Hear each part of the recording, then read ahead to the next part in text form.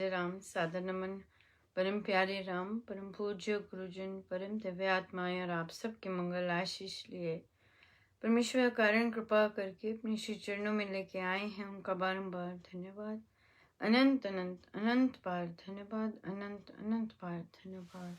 गुरुजनों की अनंत कृपा, असंख्य कृपा मन के रूपांतरण में लेके आते हैं और अनंत कृपा बरसाते हैं, अनंत कृपा बरसाते हैं।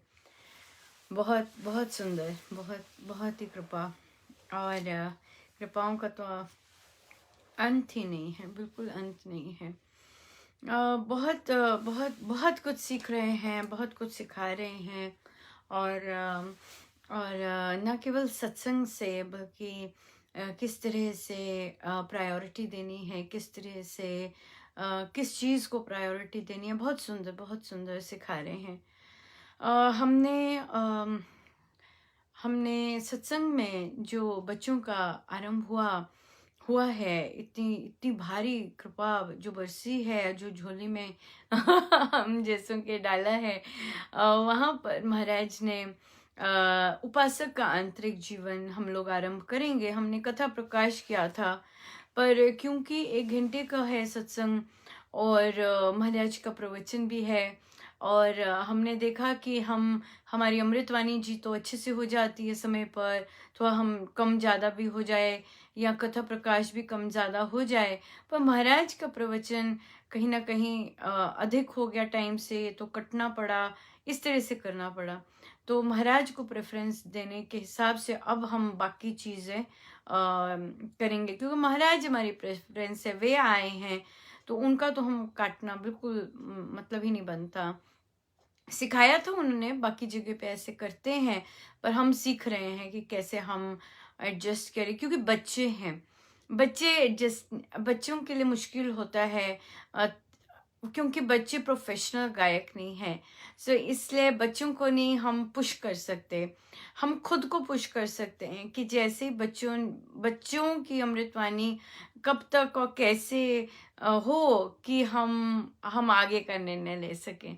सो उपासक का आंतरिक जीवन बहुत ही सुंदर ग्रंथ है, और उसका एक एक पेज हम लेंगे, हम ज़्यादा नहीं लेंगे। सादिक जी ने कहा भी कि हम ज़्यादा ले लें क्योंकि हो जाएगा समय पर, समय का यहाँ नहीं है। उपासक का आंतरिक जीवन तो जितना रुक रुक के जितना रुक रुक के ले सकें वैसे लेंगे, पर क्योंकि चर्चा तो करनी नहीं, इसलिए आराम से पढ़ें, एक एक चीज पे एम्फसाइज करके पढ़ें। सिर्फ 3 सेंटेंसेस हैं, सिंपल बात है, और पर बहुत इम्पोर्टेंट है। सो हम लघु ग्रंथ से लेंगे, हम लोग उनका अध्ययन करेंगे और स्वाध्याय करेंगे। सो सभी आप सब उपासक का आंतरिक जीवन बाहर निकाल लीजिएगा आज सत्संग के समय। बहुत सुंदर, कल तो समय से पूर्व आए हुए थे साधक, बहुत सुंदर, बहुत ही सुंदर। मेरा क्योंकि उससे पहले, सत्संग से पहले रामोपासना होता है, रामोपासना का हमने टाइम शिफ्ट किया, 15 मिनट पहले कर लिया, पर कई बार कोई प्रश्न आ गया तो हमने ले लिया। पर महाराज की देखी जरा कितनी मैं आपको बता नहीं सकती कि कैसे वो एक एक चीज का ध्यान रख रहे हैं कि हर चीज समय पर बहुत सुंदर हो जाए। और जो नामोपासना था वो भी जूम पर होता था, तो हमारे इतना सुंदर आइडिया दिया प्रभु ने कि गूगल मीट पे कर लो। गूगल मीट पे कर लोगे तो तुम जो जूम है वो समय से पूर्व बिल्कुल ऑन करके सब साधकों का स्वागत कर सकोगी। मुझे ऐसे लगा था जैसे कि सब साधक गेट पे खड़े हैं और मैं चाबी से खोल रही हूँ। पर महाराज की देखिए कितने कितनी कितनी बारीकी का ध्यान रखते हैं कि अब क्योंकि जूम अलग कर दिया और गूगल मीट का एड्रेस अलग कर दिया, तो अब आराम से गूगल मीट अगर चल रही है तो पर जूम ऑन हो जाएगा और साधकगण बहुत सुंदर से उनका स्वागत किया जाएगा, बहुत सुंदर तरह से स्वागत हो सकेगा। बहुत भारी कृपा बरसी भजनों के लिए, बहुत ही सुंदर साधकों ने अपने भजन अर्पण किए और उनकी फिर ड्यूटीज़ लगाई जाएंगी। बहुत सुंदर आए। और वहाँ पे साधकों को बोला गया कि ये तो बच्चों का है, बच्चों को प्रेफरेंस डेफिनेटली हम लोग रखेंगे। और बच्चे भी आए। आज अमृतवाणी जी का होता है और बच्चे भी तैयारी कर रहे हैं और बहुत सुंदर, बहुत ही सुंदर मेहनत से कर रहे हैं, बिल्कुल सीरियसनेस से, बहुत सुंदर और उत्सुक है। छोटे छोटे हैं, आपने बहुत आनंद आने वाला है आपको, विशेषकर भजनों में जब बच्चे आएंगे। बहुत ओहो बहुत सुंदर है। सो महाराज कृपा करें और सब वही करने वाले सब बहुत सुंदर ढंग से चलता जाए तो। और बहुत अच्छा लग रहा है कि साधकगण जल्दी उठ रहे हैं सत्संग के लिए और जूम ऑन कर लेते हैं और समय से पूर्व पहुंच जाते हैं। और बहुत बहुत बहुत सुंदर है, अच्छा समय बन रहा है। बच्चे से पूछते हैं, बच्चे आप आओगे? आंटी मेरा तो अब स्कूल 9 बजे है, मैं आ पाऊंगा। मुझे कोई कोई कोई प्रॉब्लम नहीं। बहुत सुंदर, बड़ी दया है, प्रभु ने ऐसे झोली में डाले। सो ये बहुत कृपामय बात है कि हम जिस तरह से महाराज सेटअप कर रहे हैं वहाँ पर जो चीज़ें हमें नहीं पसंद, विशेषकर पारिवारिक इंटरफेरेंस, जैसे कि परिवार में अगर बच्चे पार्टिसिपेट कर रहे हैं और अगर एक बच्चा नहीं आ सकता और दूसरे के लिए दूसरा सब्स्टिट्यूट बन जाए, नहीं, ऐसा नहीं है। प्रॉपर सिस्टम है कि अगर एक बच्चा अगर नहीं, वो इंडिविजुअल है। अगर हम गलती कर देते हैं हमारा परिवार महाराज के कार्यों में तो गड़बड़ हो जाती है। हर एक इंडिविजुअल का अपना स्थान है। महाराज सबको मौका देते हैं, बट कौन उस मौके को लेता है, कौन अपनी अपनी फिजिकल चीजें, बाकी चीजें पीछे रख के कूदी मारते हैं, ये महाराज पूर्ण रूप से देखते हैं। और इसलिए ये चीजें, मेरा बच्चा या मेरा ये चीजें, मतलब ये हम आध्यात्मिक हैं, हमेशा याद रखिए। और महाराज के प्रवचन भी मेरेपन इस पे चलेंगे। तो अगर हम इन्हीं चीजों में चिपटे रहे, इसका मतलब हमारे ऊपर प्रवचनों का कोई रंग नहीं चढ़ रहा। ये चीज का बहुत बहुत ध्यान रखना है। और बहुत सिस्टम महाराज सेट कर रहे हैं कि अगर कोई नहीं आता तो कौन बैठेगा ड्यूटी पे, अगर वो नहीं आता तो कौन भरेगा ड्यूटी, अगर ये वो नहीं आता तो कौन करेगा ये चीज। क्योंकि घर में बैठे हैं और परिवारजन कई कई साधक परिवार हैं, तो अगर बच्चा नहीं बैठा तो मम्मी कर ले। No no, it is not like that. हर एक आत्मा का अपना स्थान है।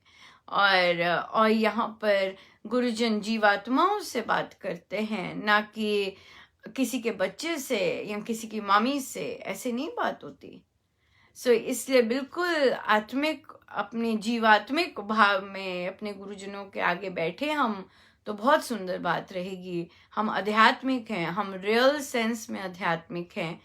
इसलिए जीवात्मा बिल्कुल उस भाव में बैठिए कि मेरी यात्रा मेरे गुरुदेव करवाने जा रहे हैं। बहुत सुंदर, बहुत सुंदर। तो महाराज कितना सुंदर शेयर करवाते हैं, उनकी अनंत दया, अनंत अनंत दया। हाँ, भजन कर रहे थे तो एक साधिका जी का ने, आई थिंक स्वरचित था उनका, महाराज के प्रवचनों से ही उन्होंने दोहे रचे और अर्पण किए। किंतु उसमें आत्मा के बारे में जब चिंतन होता है वो तो बड़ा क्लियर होना चाहिए। आत्मा के बारे में जब हम गाते हैं बहुत क्लियर होना चाहिए, बहुत ज्यादा। आत्मा चैतन्य है, आत्मा आनंदमयी है, आत्मा सदा रहने वाली है, आत्मा का आदि था, आत्मा वर्तमान में है, आत्मा का अंत नहीं है। ना आदि है ना अंत, सॉरी, ना आदि है ना अंत है, इसका जन्म नहीं होता, ना ही इसका मरण है। इसलिए आत्मा को कहना कि भाई थोड़ी देर का फिर तो मौत आ जानी है, तो हम क्या हो गए, स्विच हो गए, आत्मा से देह पर फोकस हो गए। पहला थॉट ठीक चल रहा है, पर उसके बाद जब ये तो चले जाना है, इसका तो कुछ पता नहीं, ये तो हम देह पर आ गए। मौत मृत्यु तो देह की होती है, आत्मा की तो कभी मृत्यु हुई नहीं और ना ही होने वाली है। ना इसे कोई मार सकता है, ना काट सकता है, ना इसे रोग होता है, ये तो शरीर को होता है सारा। इसलिए जो दोहे हैं वहां पे रिकमेंड किया गया कि कृपया आप महाराज के दोहे गाएं, श्री भक्ति प्रकाश जी से या श्री अमृतवाणी जी से दोहे लेकर वो गाएं और फिर अपना भजन स्टार्ट करें।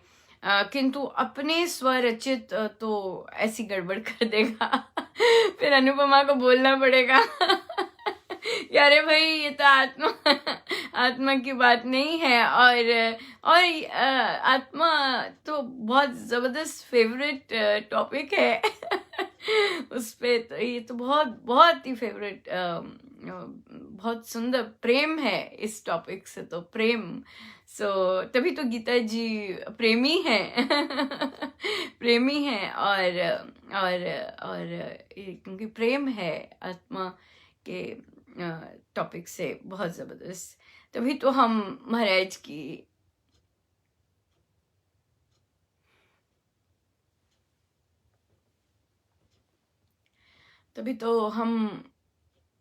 की टीचिंग्स एक आध्यात्मिक रूप से लेके आना चाहते हैं। और बच्चे, क्योंकि बच्चे जो हैं आध्यात्मिक हैं, बच्चों ने गुरुजनों की जीवन गाथा और बाकी पुस्तकें पढ़ी हैं, तो बच्चे आध्यात्मिक प्रैक्टिस करें। जैसे कि कल सत्संग में एक बच्चे की जब ड्यूटी थी तो इंटरनेट उसका गड़बड़ हो गया, जबकि वाईफाई पूरी तरह से था। तो बच्चे को बोला कि कोई बात नहीं, क्यों, तुमने अपनी प्रैक्टिस की है, तुमने अपनी मेहनत की है, उसका रिजल्ट कैसा भी हो, बिल्कुल शांत रहना है। और बच्चे तो वैसे ही, उनकी तो प्रैक्टिस चल रही है कि हर सिचुएशन में ग्रैटिट्यूड, हर सिचुएशन में शुभता। बच्चे उदास हो जाते हैं कि ओ इंटरनेट नहीं चला, नो वे, ये जो सब पढ़ा है, ये सब पुस्तकें पढ़ के आए हैं, ये यहाँ पे आएगा कि भाई गड़बड़ हो गया, सोल्यूशन देखो, सॉलिड बन के संसार में निकलना है, ना कि ओ मेरा रिजल्ट ठीक नहीं हुआ फिर उससे हम और चीजें कनेक्ट कर दें। नो वे, बिल्कुल नहीं, बिल्कुल नहीं। महाराज का है ये सारा, इंटरनेट हाथ में आना, इंटरनेट चलना नहीं चलना, बारीक समय पे आने, समय पर सब कुछ करना, ये सब महाराज हैं, हम नहीं कर सकते। अनुपमा तो बिल्कुल नहीं कर सकती मुझे तो महाराज को देखिए, महाराज को आइडिया देने पड़ा कि अनुपमा गूगल मीट कर ले, रामोपासना और जूम पे सत्संग हो जाएगा, तेरे को कहीं भागना नहीं पड़ेगा। उन्हें बोलना पड़ा, मैं तो चल रही थी, भाग ही रही थी एक बटन से दूसरे बटन पर देखिए, इलेक्ट्रॉनिक्स टेक्नोलॉजी महाराज हैं, उन्हें सब पता है, वो कंट्रोल कर रहे हैं, हम नहीं कर सकते, वो बॉस है। जैसे उनको अपना सत्संग चलाएं, हम तो वैसे मजे ले रहे हैं लॉटरी निकली हुई है कि नहीं, टोटल लॉटरी। तो बच्चों को सीखना है, ये जो बच्चे हैं स्कूल के बच्चे हैं, हाँ, और इतना स्ट्रॉन्ग आध्यात्मिक बच्चे हैं ये, और इन्हें अध्यात्म रियल लाइफ में लाना है। एग्जाम अच्छा नहीं हुआ, टीचर ने कुछ कह दिया, कोई आरोप लग गया, कोई फॉल्स आरोप लग गया, कैसे रहना है तेरी की, बिल्कुल आप जानो ये सब आप कर रहे हो ये सब आप कर रहे हो, पर आप मेरे संग हो, है ना। इसलिए ये सब उनका है, ये बच्चों ने सीखना है, क्योंकि ये बच्चों ने ये कैरी फॉरवर्ड करना है, ये बच्चों ने संभालना है सब कुछ, इसलिए उन्हें इस चीजों में स्ट्रांग होना है। तभी बच्चों को भी भजनों के ग्रुप में ऐड किया है कि देखें कैसे भजन आए हैं, कौन मीटिंग में आया उसको कब प्रेफरेंस देनी, कौन मीटिंग में नहीं आया उसको कब प्रेफरेंस देनी। ये बच्चे सीख रहे हैं, ये बच्चे सीख रहे हैं। हमने तो ना सारा वो करना है, तो उनको पता होना चाहिए कि नहीं, अगर परिवार वाले ने कहा है कि वो कर ले, तो बच्चे कहेंगे नो नो। उन्हें नो कहना आना चाहिए, या उन्हें ये कहना आना चाहिए ये तो, पर उसके लिए तो सपोर्ट है। अगर वो ठीक नहीं है तो हमारे पास सपोर्ट है, don't worry, we are good. ऐसे स्ट्रांग निर्णय लेना, और मम्मियों के प्रेशर में ना पड़ना, आंटियों के प्रेशर्स में नहीं पड़ना, बच्चों की बुली अगर करते हैं, कुछ ऐसा आता है उनमें नहीं पड़ना। अगर या फिर कोई साधक लोग नेगेटिव बोल देते हैं, अगर उनका नहीं आया, उनके उसमें स्थिर रहना। महाराज का है महाराज का है सब कुछ, राइट, महाराज का है सब कुछ। सो ये सीखना, तो ये देख के ही सीखेंगे, इस तरह का। तो जैसा सेटअप किया होगा वैसे ही सीखेंगे। ऐसे नहीं है कि हाँ ढीले होके हाँ कर दी, ढीले होके ना कर दी। स्वामी जी महाराज को तो ऐसा पसंद ही नहीं है, ढीला ढाला। वो उनके शब्द है निकम्मा, ढीला ढाला, ये सब नहीं पसंद उन्हें, बिल्कुल नहीं पसंद। तो बच्चे क्यों ऐसे बने? सो इसलिए मैं जो एडल्ट लर्नर्स से भी रिक्वेस्ट करूंगी, ज़रूर अपने बुक क्लब्स में सत्संग की चर्चा करें, सत्संग की ड्यूटीज़ की चर्चा करें, श्री अमृतवाणी जी की ड्यूटीज़ की, भजन गाने की। बहुत बच्चे आएंगे, और फाइनली हमारा सत्संग के बच्चे चला पाएंगे, एक आध कोई एडल्ट रह जाएंगे, राइट। सो बहुत सुंदर, बहुत ही सुंदर लर्निंग, और बहुत ही सुंदर, बड़ी कृपा ही कृपा है। कृपा है। सो चलिए हम चलते हैं आगे।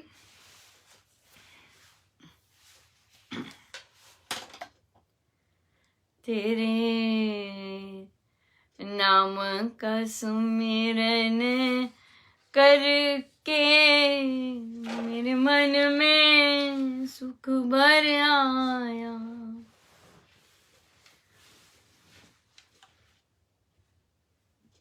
तेरे नाम का सुमिरन करके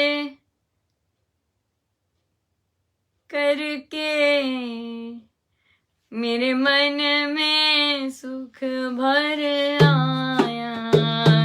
तेरी कृपा को मैंने पाया, तेरी दया को मैंने पाया। तेरे नाम का सुमिरन करके मेरे मन में सुख भर आया।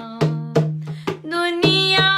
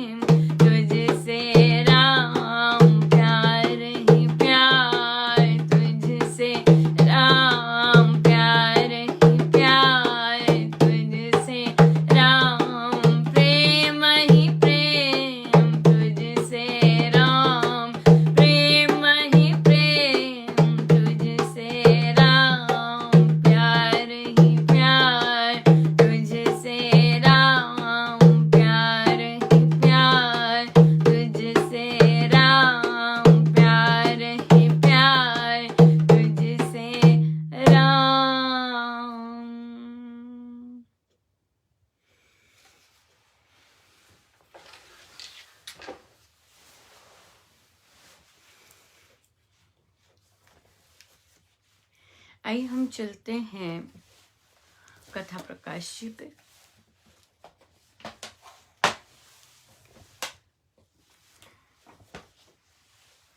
सत्संग चल रहा है कथा प्रकाश जी पे। पृष्ठ है 477। चौथा प्रसंग। वैश्य व्यसन में फंसकर एक सुंदर सुडौल युवक ने अपने तन धन का सत्यानाश कर डाला।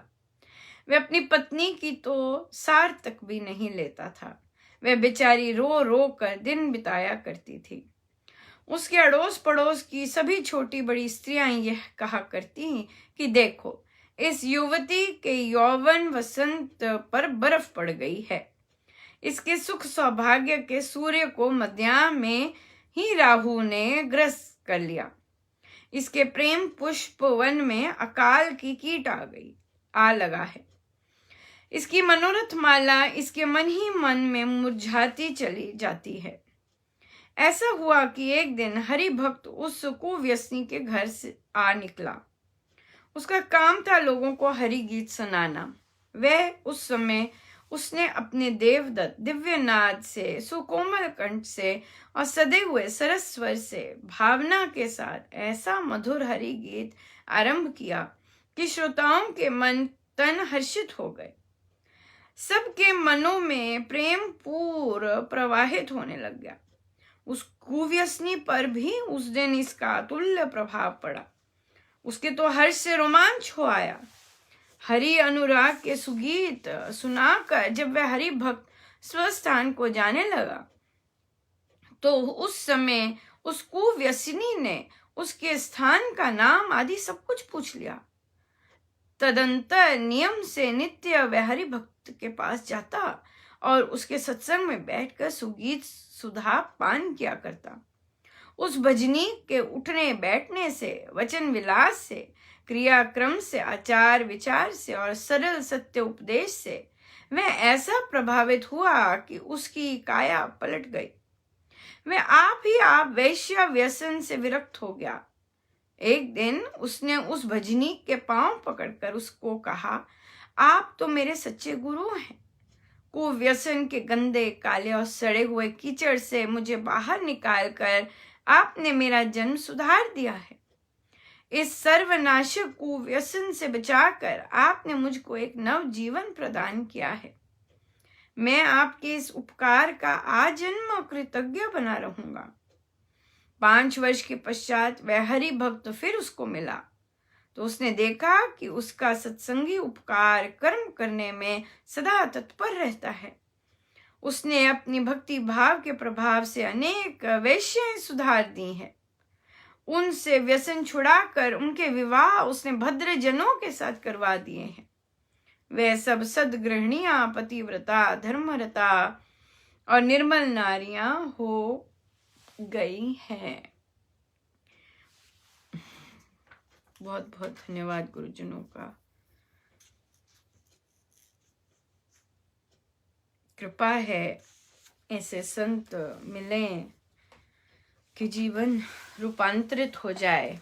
जो इन चीजों से गुजर रहे हैं, कृपा बरस जाए। एक प्रश्न आया। पहले प्रश्न आया कि मेरी बेटियां कहती हैं कि मामा, जब हम छोटे थे, जिस तरह आपने हमें बड़ा किया, और अब जब छोटे भाई को आप बड़ा कर रहे हैं, आप हमारे साथ ज्यादा स्ट्रिक्ट थे और भाई के साथ उतने स्ट्रिक्ट नहीं हैं। आप हमारे साथ क्यों इतना रहे और भाई के साथ क्यों आप ऐसा हो रहे हैं? बहुत सुंदर ऑब्जर्वेशन है। और माँ को ये ऑब्जर्वेशन नजरअंदाज नहीं करनी चाहिए। ये बात बिल्कुल माननी चाहिए। क्योंकि बेटियों को बड़ा कर रहे थे, स्ट्रिक्ट बनाया था, स्ट्रिक्ट उनके साथ रहे थे। एक तरह के स्ट्रिक्ट जरूरी था, होता भी है, किंतु उसका ढंग अलग होता है।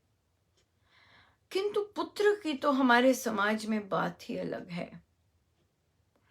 और अगर हम जरूरत से ज्यादा पुत्र को ढील दे रहे हैं और कंट्रोल्ड नहीं है वह, बहुत गड़बड़ हो सकती है, बहुत गड़बड़ हो सकती है। बहुत ध्यान से पुत्र के साथ अगर उसको सही रास्ते पर, अगर हम सजग हैं, अगर हम सजग हैं तो हम सही तरह से उसे बातचीत करनी, उसको डिसिप्लिन में लाना, उसको विनीत भाव देना, या फिर जबरदस्ती वह कर सके वो करना, ये चीज बहुत बहुत ये एंटाइटलमेंट जिसे कहते हैं, एंटाइटलमेंट, आई एम एंटाइटल्ड, मेरा हक है, ये जो हक वाली चीज है, इसी कारण हमारी बहुत सारी महिलाएं बहुत पीड़ित होती हैं। और महाराज ने कल बहुत सुंदर कहा प्रवचन में, ये जो आप मेरा मेरा मेरा करते रहते हो, परमेश्वर इसी जीवन में दिखा देंगे आपको कि क्या कितना मेरा मेरा आपने मेरापन लगाया, किससे, वो साथ नहीं देने वाला।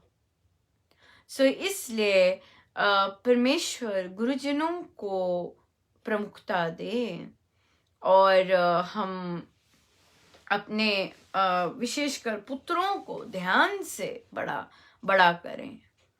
ध्यान से बड़ा करें, इस तरह से ना बड़ा करें कि वे एंटाइटल्ड फील हों, उनको गलत कार्य वे करते हैं, उन्हें उसके लिए ऐसा नहीं कि हम दूसरों को दोष दें और अपने बच्चे को बचा लें। अगर हमारी प्रवृत्ति ऐसी है कि हम दूसरों को दोष देकर अपने बच्चे को बचा लें, देखिए कर्म गति कब बिगड़े, सामने तो हर चीज आती है। अगर हम दूसरों पे दोषारोपण करते हैं, दूसरों को नीचा दिखाते हैं, मिथ्या सब सामने आता है, और फिर हम भागते हैं कि ये क्या हो गया, क्यों हो रहा है बच्चों के साथ ऐसे, ये नहीं पता कि हमने ही नींव डाली होती है, ये हमने ही नींव डाली है।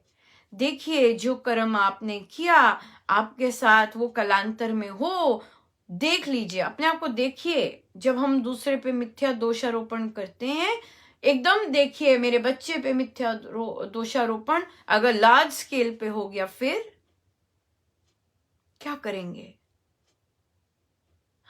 कहाँ भागेंगे? अपना ही कर्म सामने आया है, हर चीज अपनी सामने आती है, हर चीज अपनी ही सामने आती है।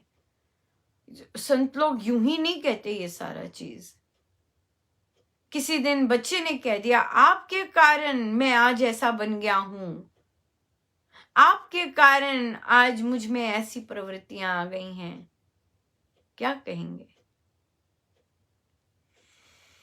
बहुत बहुत ध्यान से चलना चाहिए कर्मों के, उसमें सब हमारे ऊपर आता है। बच्चा चीटिंग करके आया है, बच्चे ने चीटिंग की है और अपनी माँ के साथ उसने शेयर किया अगर कि मामा मैंने चीटिंग की इधर जाके ऐसे करके, तो मम्मा को ये नहीं कहना ओ टीचर खराब है, कोर्स ही ऐसा है, टीचर ही ऐसा है, तुम्हारा कोर्स ही ऐसा नहीं। अक्यूज नहीं करना, बट ये बताना है कि तुम इससे बहुत सुंदर कर सकते हो, तुम में ये चीजों की बहुत बढ़िया काबिलियत है, ढीले नहीं होना है, जबरदस्त एक्सेल कर डालो कि तुम्हें इन चीजों की जरूरत ही ना पड़े। इस तरह की बात होनी चाहिए, ना कि कि तुमने चीटिंग की, ओ तुम्हें करनी पड़ी, टीचर ही ऐसा है, कोर्स ही ऐसा है, नहीं अनुपमा कुछ नहीं, ऐसे ही है, कुछ नहीं करवाते, बेचारे को देखना ही पड़ा।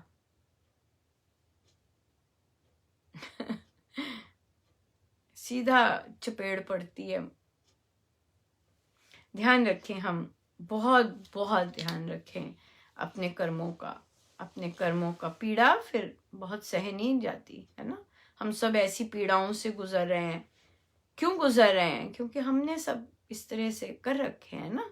अब तो दिखते नहीं हैं, सहन नहीं होते, उदासी छाई रहती है, उदासी रहते हैं, सहन नहीं होते। राइट? बिल्कुल। सो अगला प्रश्न आया।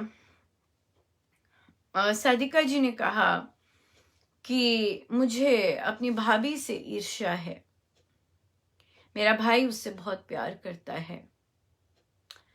बहुत सुंदर बहुत सुंदर चिंतन किया, बहुत बड़ी बात है। ये रामोपासना में कहनी बहुत बड़ी बात है। आज ही स्वामी जी महाराज की जो पोस्ट बन रहे थे उसमें महाराज ने कहा, साधना सत्संग में हार्दिक वृत्तियां जगती हैं। हार्दिक वृत्तियां मतलब कि जो जब मेरे को एहसास हो जाए कि मैंने ये पाप किए हैं और फिर मैं उनको ठीक करने की कोशिश करूं। और जब मैं ये पढ़ रही थी, मेरे पास नतमस्तक होने के लिए कुछ है ही नहीं,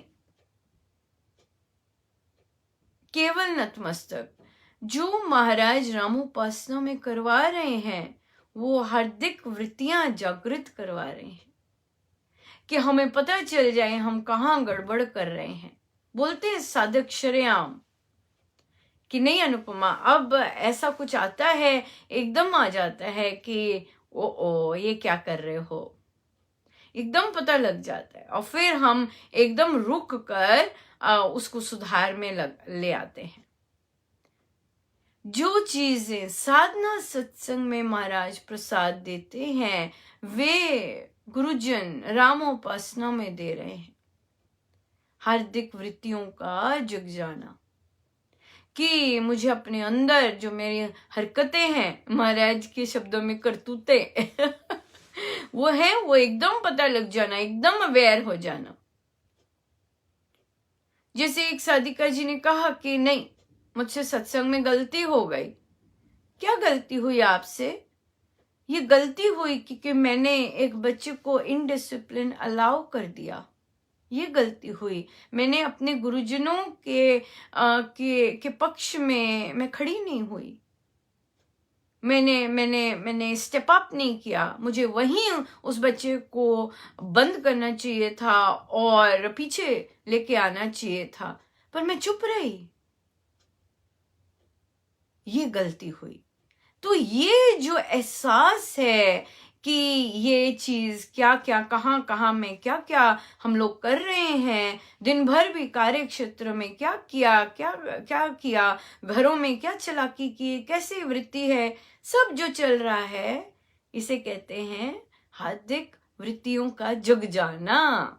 कि जब हम देख रहे हैं अब हम उस पर काम करें, काम करने को उद्यत हों कि नहीं, ये मुझे नहीं चाहिए, मुझे नहीं चाहिए, ये वीकनेस नहीं चाहिए, मुझे कुछ नहीं चाहिए, ये सब निकले निकले निकले निकले निकले। ये चीज, राइट, ये चीज बहुत कृपा की बात है। और विशेषकर जब हम भारी सभा में बोलते हैं, बहुत शूरवीर का काम है।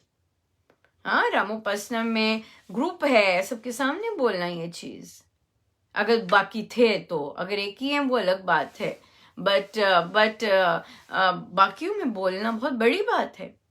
जैसे उस साधिका जी ने बोला कि आई एम सो सॉरी, मैंने कहा कि मैं श्री राम शरण में गाती हूँ, सबके सामने बोला, बहुत बड़ी बात है, छोटी मोटी बात नहीं है, बहुत बड़ी बात है, बहुत बड़ी बात। बहुत प्रसन्न होते हैं महाराज, बहुत ज्यादा। सो इसलिए खूब वापिस आते हैं। ईर्ष्या है, बहुत बड़ी बात है ऐसा ऐसा एक्नॉलेज करना। मतलब इसका मतलब है 50% काम हो गया, क्योंकि हमने एक्सेप्ट कर लिया कि मुझे है ईर्ष्या। और फिर आगे आगे आती है बात। देखिए, प्लीज अंडरस्टैंड कीजिए, भाई का आपके साथ प्यार एक बहन का रहेगा, पर उसका हक बनता है, और बहू आपकी भाभी का पूरा हक बनता है कि उनका पति उनसे भरपूर प्यार करे। एक भाभी, एक स्त्री को अगर उसका पति भरपूर प्यार नहीं करता, हम जानते हैं कैसी सी जीवन रहता है। सो और बढ़ता कुछ नहीं है, वो टेक केयर करता है तो आपको अच्छा लगना चाहिए कि वो भाभी की ऐसी टेक केयर कर रहा है, कि उसको ऐसे संस्कार मिले और ऐसे वो कदम उठा रहा है अपनी पत्नी के लिए।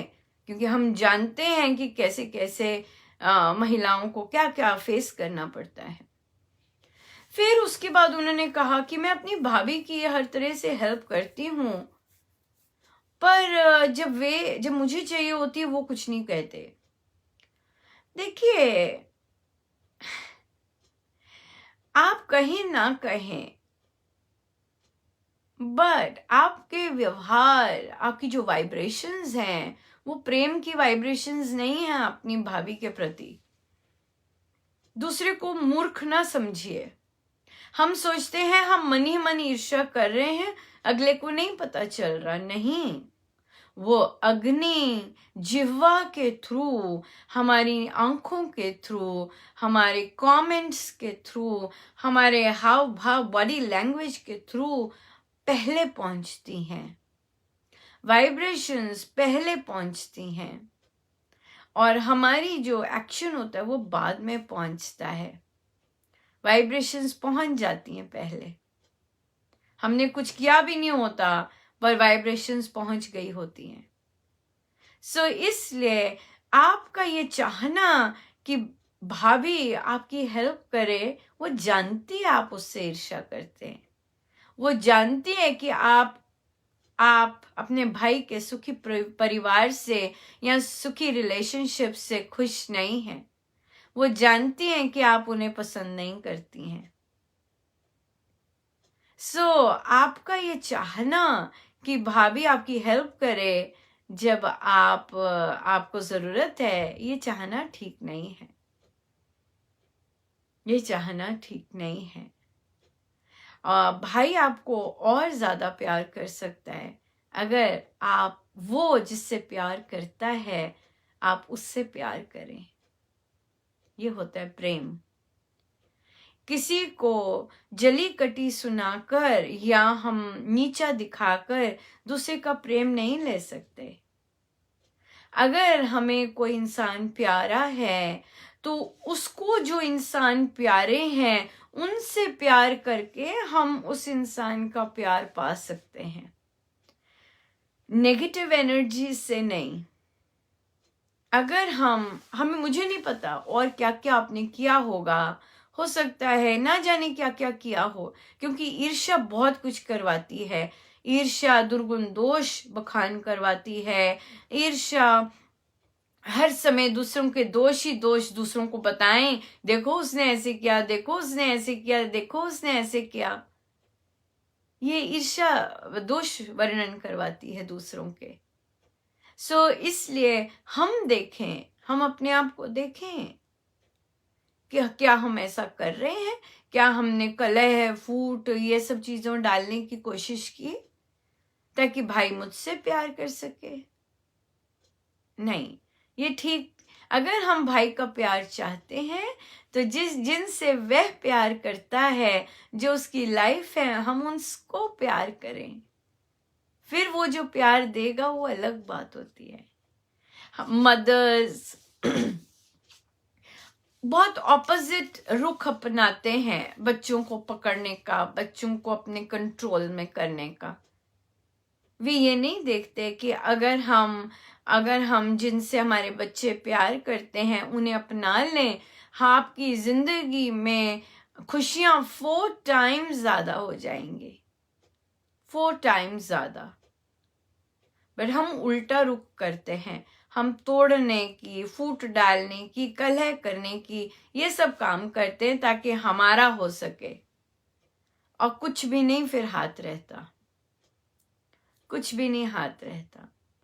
इसलिए अगर आप चाहते हैं दूसरा रेसिप्रोकेट करे, अपनी वाइब्रेशंस सूदिंग बनाइए, अपनी वाइब्रेशंस पॉजिटिव बनाइए, अपनी वाइब्रेशंस प्रेममय बनाइए, और संसार का प्रेम चाहने की बजाय अगर हम राम से प्रार्थना करें कि मुझे आपका प्यार मिले, फिर ना केवल भाई बल्कि भाभी, बच्चे, हर ओर से प्यार मिल जाता है।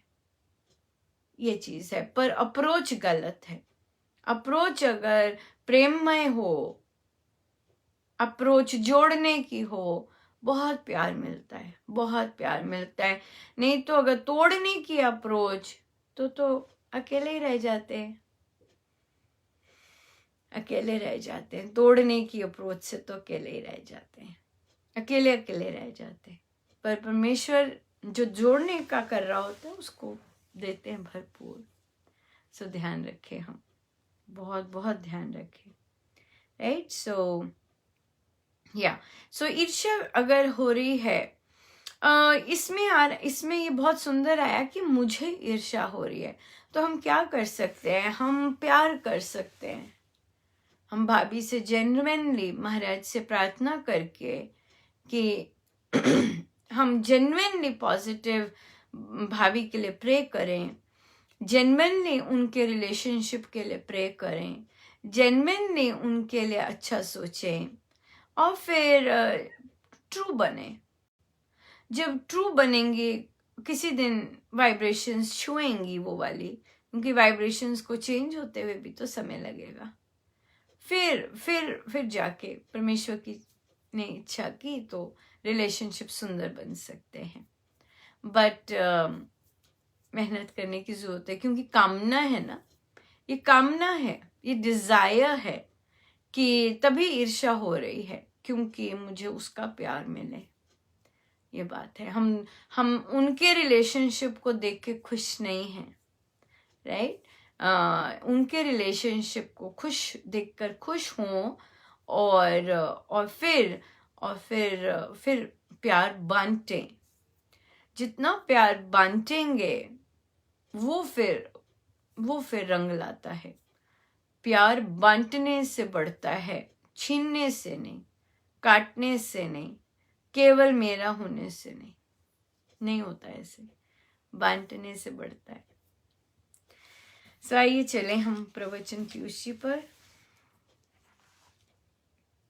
अनुभूतियां चल रही हैं, पृष्ठ है 473।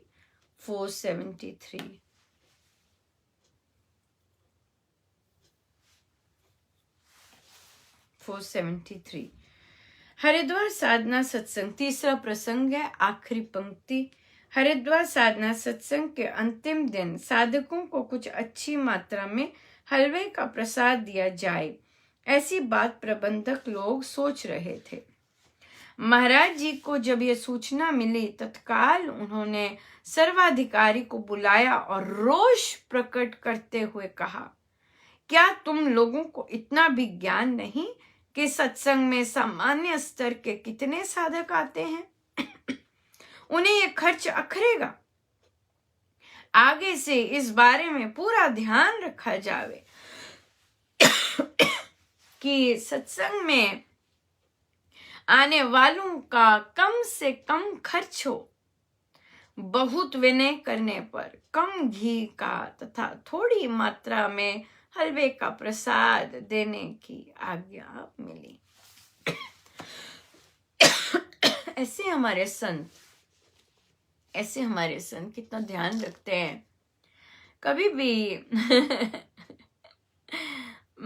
हम लोग सत्संग के लिए कहीं जाना होता या कुछ खरीदना होता है, या जब भी कॉस्ट, क्योंकि बचे हुए पैसे बचाकर इसके लिए बचाते थे पैसे, और फिर और ट्यूशन्स से बचे हुए पैसे या जैसे भी। सो तो जब भी टोटल कम हो जाना तो एकदम महाराज की ही सिग्नेचर लगता कि देखो महाराज ने कैसे इंटरवीन किया है। जैसे सुमो जानी, और सुमो की कॉस्ट है ना, प्राइवेट जानी सुमो, और सबने जाना, उसमें अगर 8 लोग हो गए और अगर 10 लोग हो जाते, बाप रे कितना कॉस्ट का एकदम कितना फर्क पड़ जाता। और ऐसा हो जाता था लास्ट मोमेंट पे, मैं भी चल सकूं, जगह है, मैं भी चल सकूं, और फिर जो किराया होता वे महाराज कैसे कम कर जाते, बड़ा मजा आता बड़ा मजा आता। सो ये महाराज के ही सिग्नेचर्स होते हैं, और गुरुजन इन चीज़ों का बहुत ध्यान रखते हैं, बहुत ज़्यादा ध्यान रखते हैं। सो अपना स्पर्श वे इस तरह से देते हैं, हाँ भाई मुझे पता है, मुझे पता है। बहुत सुंदर, बहुत सुंदर, बहुत ही सुंदर।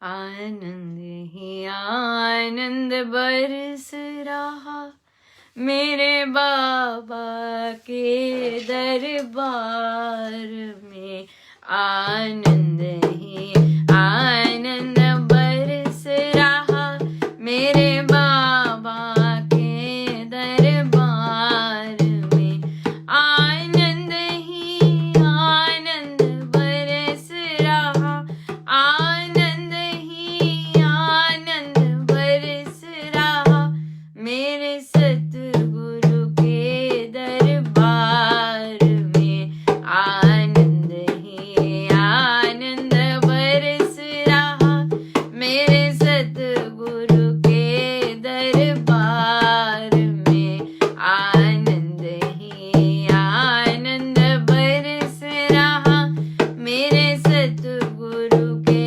दरबार में, आनंद ही आनंद बरस रहा, आनंद ही आनंद बरस रहा मेरे सतगुरु के दरबार में, आनंद ही आनंद बरस रहा मेरे सतगुरु के दरबार में, आनंद ही आनंद बरस रहा मेरे सतगुरु के दरबार में, आनंद ही आनंद बरस रहा, आनंद ही आनंद बरस रहा मेरे सतगुरु के दरबार में, आनंद ही आनंद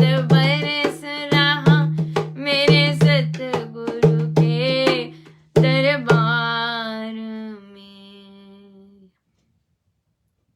मेरे सतगुरु है रंगरेज, चुनर मोरी रंग डारी, मेरे सतगुरु है रंगरेज, चुनर मोरी रंग डारी, चुनर मोरी रंग डारी, चुनर मोरी रंग डारी, मेरे सतगुरु है रंगरेज, चुनर मोरी रंग डारी, मेरे सतगुरु है रंगरेज, चुनर मोरी रंग डारी, चुनर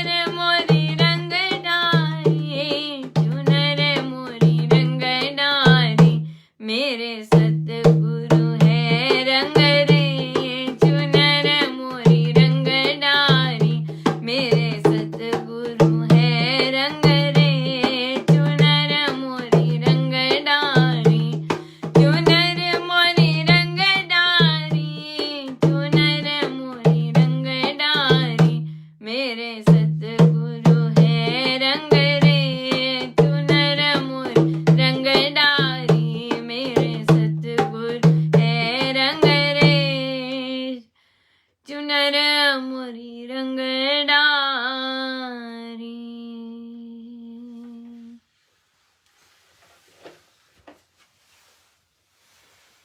हम सीधे होके बैठे।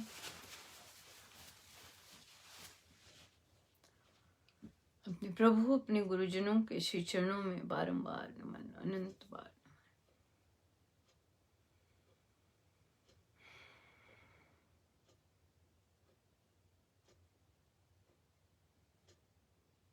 मैं देह नहीं आत्मा हूँ।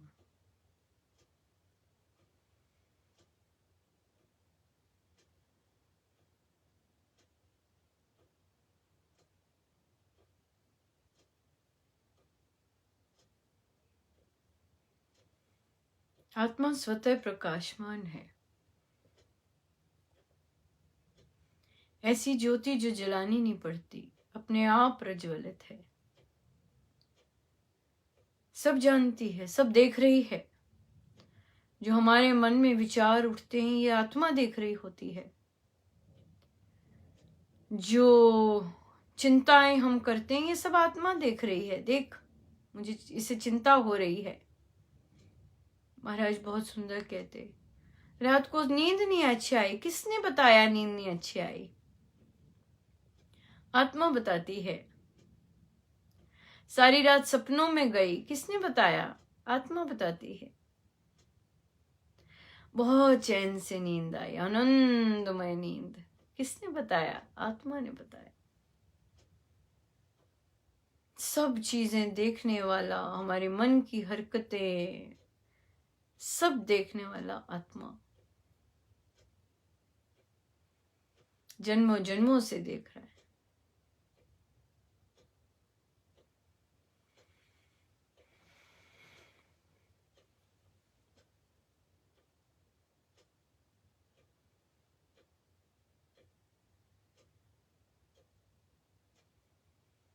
अधूरापन, अशांति, अंदर खालीपन लगना, ये सब किस चीज के साइन है?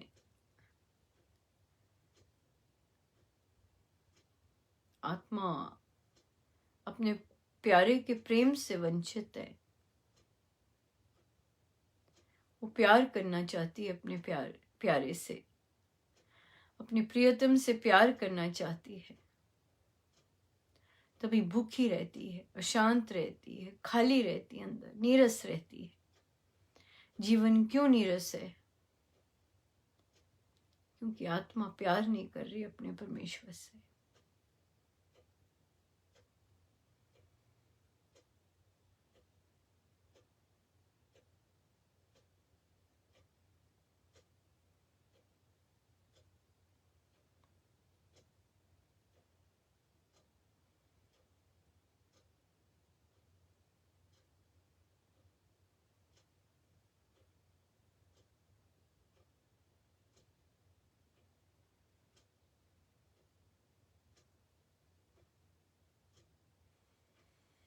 आत्मा प्यार कर सके परमेश्वर से, उसके लिए उसे सत्संगति की आवश्यकता है।